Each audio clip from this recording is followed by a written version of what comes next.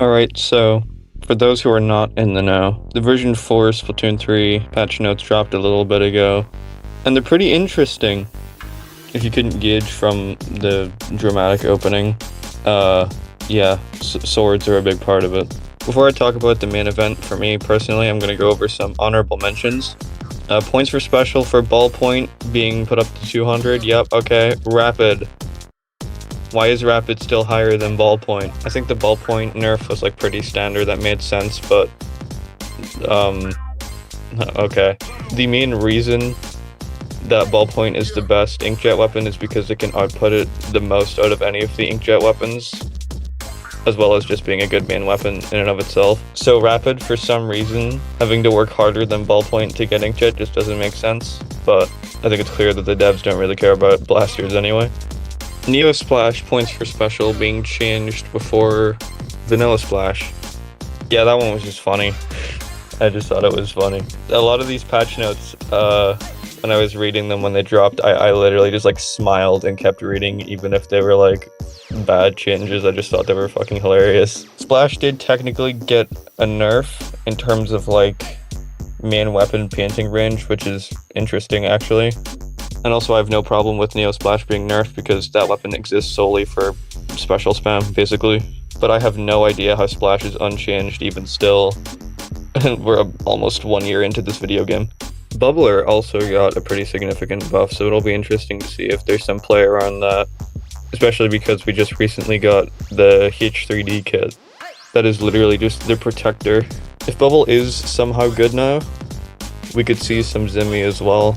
But I also think if Bubble is like too strong, that's gonna be an annoying fucking special, but we'll see how it goes.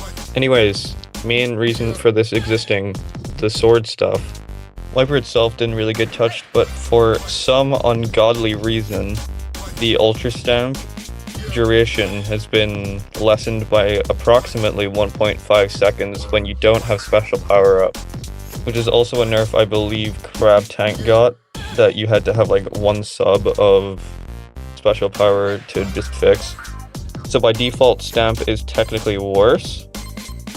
No idea why they got one of the like mid-tier specials by the throat in this update, especially considering we have some bigger problems at hand, but go off, I guess. This also doesn't just affect Viper, this is every Ultra Stamp weapon, and Viper is probably going to continue to be the only Ultra Stamp weapon used ever, especially after this.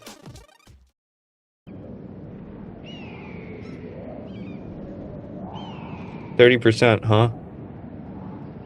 30%. I think this one in particular, along with the yet another machine nerf, is what a lot of people are talking about. And for good reason. I do not know why they shafted Stamper so bad. All jokes aside, I think even if it has to, of course, have some gear dependency, I think Stamper can be okay. But there are a few things that kind of make me think otherwise. In the previous patch before this one, there was a burst bomb nerf, which applies to all the burst bomb weapons, including Stamper, where it basically just consumes more ink when you throw a burst bomb. So that already made Stamper a little bit worse. And now the main weapon itself is gonna consume more ink, which also applies to its Zipcaster. So Zipcaster is gonna last a significantly less amount of time, which basically means that I think Stamp is going to need main saver and like last ditch effort and stuff. That's gonna be its gear dependency. Stamper didn't really have much gear dependency unless you were playing like QR feed Stamper, which is kind of what a lot of wiper play has become anyway. So I don't know how many people use QR Stamper, but that is in the grave. You're throwing if you play QR Stamper because you will need full mains of like main saver probably. I do feel a little bit better about it though, because everything I've seen on Twitter has been like against this. It's a baffling fucking change.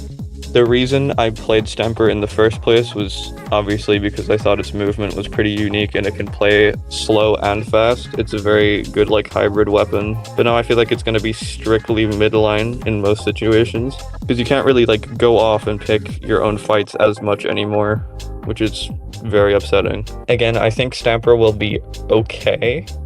I just don't think it'll be picked as much. And like my backup plans for if this is actually about to kill the weapon is my Copium Light Tetras with Zipcaster, because that weapon seems very fun. And now I'm kind of forced to play a Wiper Deco even more, so that's fun. I don't really have much else to say. I think the patch is at the very least interesting, even though I think a lot of the changes were weird.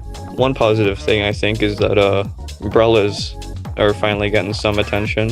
Whether it'll be enough for the main weapon to be okay, I don't know. Oh, and don't you worry, because they buffed every bad main weapon in Salmon Run. Hope tent players are happy with that one. Anyways, video over. I just wanted to compile thoughts about the patch and how it affects me and other sword players. It'll be interesting going forward. I really don't want to drop this weapon. Fingers crossed Stamper survives, because it's my favorite weapon in the video game. Jump Nation Rise.